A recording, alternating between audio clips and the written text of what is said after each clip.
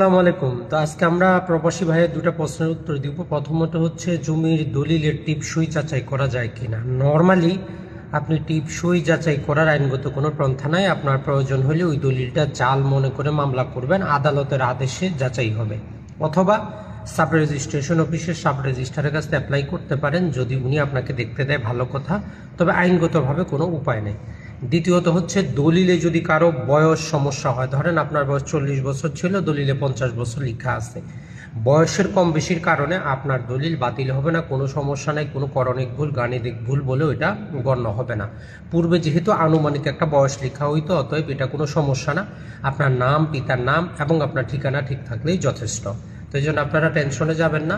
আর দলিল, জায়গা জমি রিলেটেড এইরকম ছোটোখাটো প্রশ্নগুলার অ্যান্সার পেতে আমাদের সাতকাহন ভূমি বিষয়ক বইটা আপনি সংগ্রহে রাখতে পারেন। অফার মূল্যে চলতেছে মাত্র 650 টাকা, বাংলাদেশে ঘরে বসে।